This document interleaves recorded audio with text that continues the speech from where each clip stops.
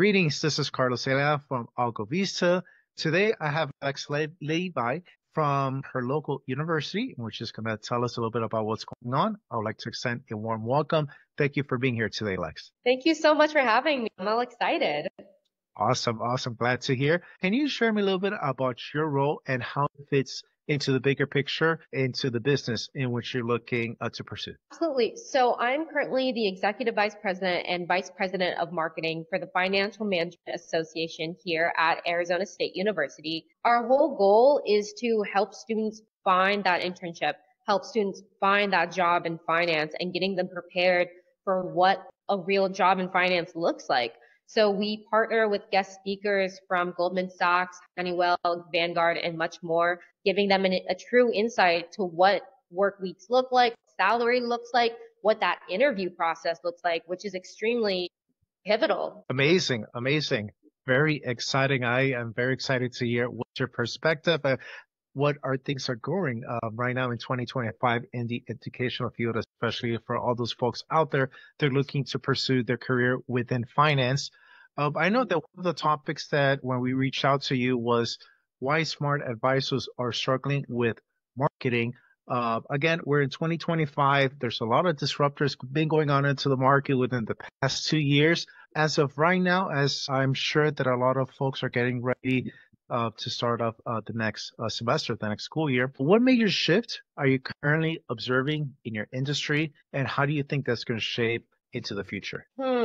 Major shift in the industry. Oh, well, just right now, it has to be all of the resources and tools available to us. There are so many, and sometimes it could get a little overwhelming for some people, but there's so much going on in this world right now, and really it's just going to help us at the end of the day. But it's funny, the biggest shift I really seen is a generational shift. There are kids being born and they immediately have technology at their fingertips. So other people can think of this as something that's not the best, you don't want kids to just be attached to their iPads 24/7. But if you look at it future wise, these kids are going to end up in their professional careers just knowing how to hit the ground running because they were born with these trends. They were born into this technological era. So having these resources behind them, it's almost like speaking a second language. It's just subconsciously they know how to work it. So this isn't just going to change their professional careers as well. This is going to change the entire workplace. From standards to expectations to goals, everything is going to have a shift. And that might not be in your time, and that might not be even in my time, but it will happen. Oh yeah, most definitely. Technology has definitely continuously progressing in our day-to-day interaction, whether it's personal or business. As I'm sure you're seeing the trends within the markets, it's just a lot of liquidity is just being poured into that sector. So most definitely they are going to have the advantage.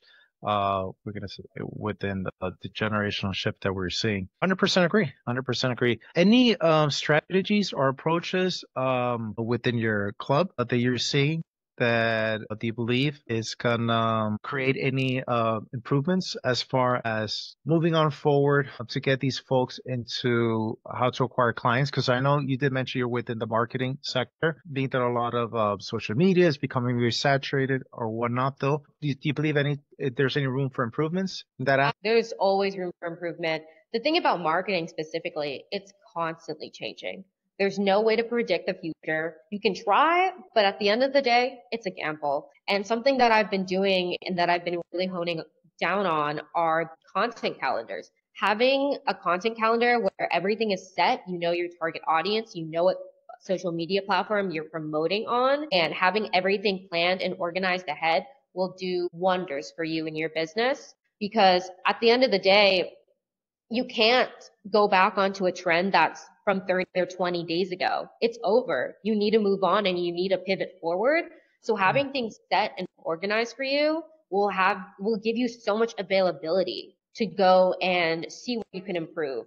And a big thing I've been doing as well is I call like stalking my analytics. Social media platforms have this opportunity where you can go into the settings and you can see the analytics. You can see the traction that you're getting from each individual page. And it used to be where you had to go and download apps or you had to go pay a fee for a website. then relog into every single social media platform you had just to see what your target audience looks like and what's attracting them. Nowadays, you can go to your actual page, see what's working, see where you need to pivot, and more specifically, see what times your target audience is on your social media page so you can collaborate and say, okay, if they're on my page at 10 a.m., I need to post exactly at 10 a.m. Because Yes. we post extremely important information about internships going on. And these internships are hard to get. So, and we're one of the first people to know about them. Okay. So providing this information at a timely manner is extremely important. And we can't do that if we aren't planning and looking at past analytics. Yes, data. Data is key when going forward. I just learned a few weeks ago that Facebook or Meta has about 52,000 data on each of us. And that's like, I believe half of the world population is subscribed to Facebook's. Yes, 100% agree. Data information, especially when you're able to pick onto that and apply it into that profile is very, very pivotal. Do you foresee any disruptions or challenges in your industry at the moment? It has to be consumer attention span. Mm, It's right now it's at 8 seconds. Human attention span is at 8 seconds. And I only predict that to go down from here. We're so used to having so much information at our fingertips. So the second we don't feel that engagement, we move on. And the thing is, there's nothing forcing us to stay. It's just our own free will. I like to describe it like a kid eating dinner. So let's say you're a kid, you're in your room, you're playing with your toys, and your mom calls you down for dinner. You get all excited. You don't know what's going to be on your plate. It could be mac and cheese. It could be pepperoni. It could be pizza. Who knows? And it's similar to scrolling on social media where you don't know what's next and you get that dopamine hit. But then you finally get down to the dinner table and you see broccoli. You don't like it. You don't want it. You might ask for something new. Same with social media. You don't like it. You move on. Only difference is your mom's going to tell you to eat it and there's nobody stopping you from scrolling away. And I think this behavior presents a major disruption for marketers and just anybody in any field of business.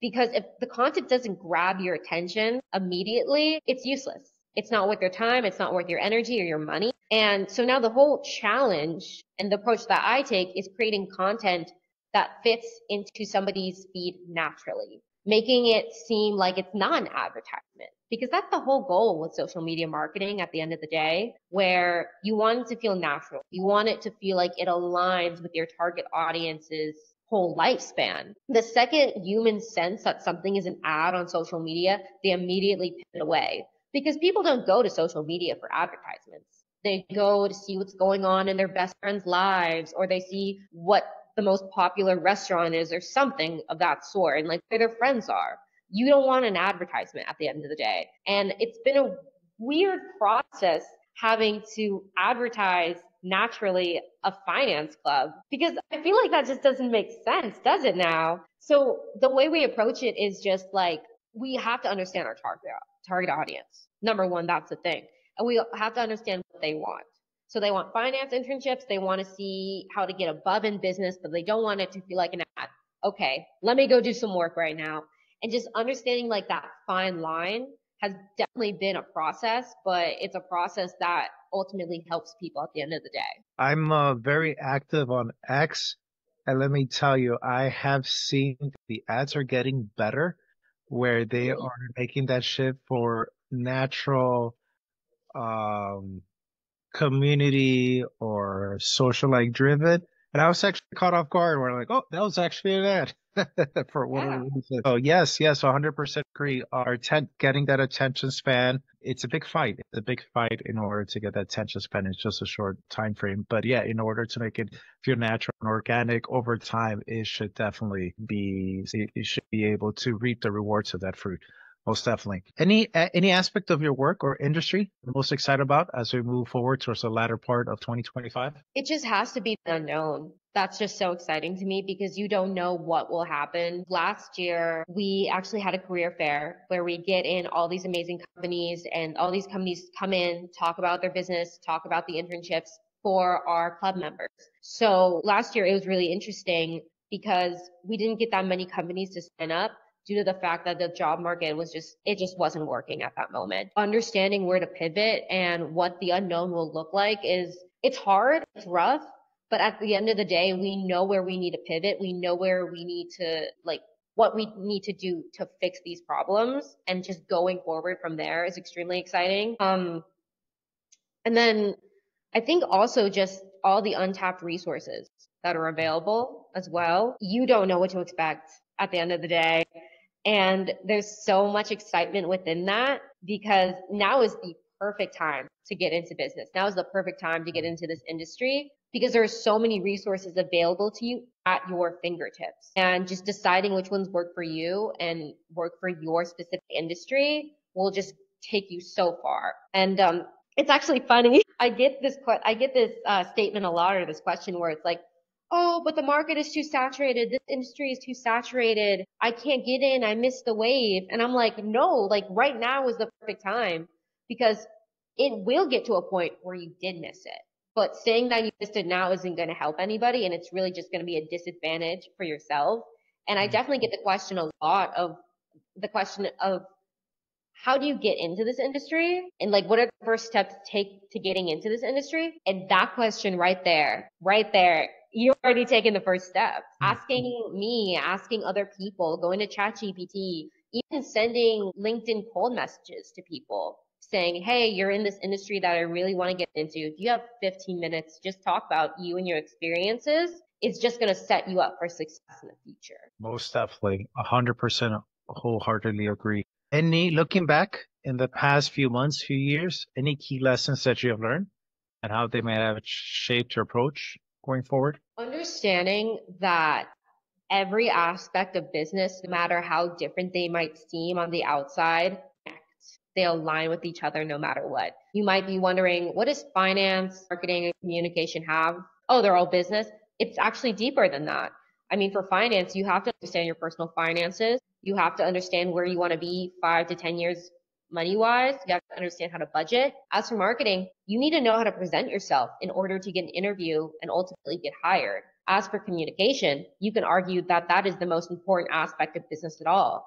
Yeah, because if you don't have effective communication, how do you expect to have colleagues and coworkers and excel in your position? And I had to learn all of this at a very young age because at 14, I had my own company. So understanding all of these aspects were really beneficial while other people were like playing video games. I had to learn how to do all of this, which I don't regret any of that.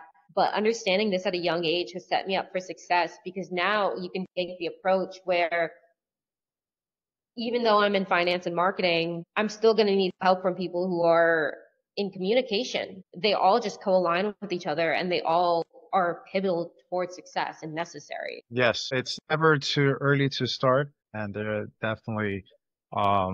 a lot of key lessons to take in from that. Where can viewers find you and get in contact with you? Of course. So my social media is LEXYS on Instagram, and then my LinkedIn is Lex Levy. Excellent, amazing, great stuff. Really appreciate it for your time and all of the worthwhile information you provided. Thank you so much, Lex. Thank you so much, Carlos. Have a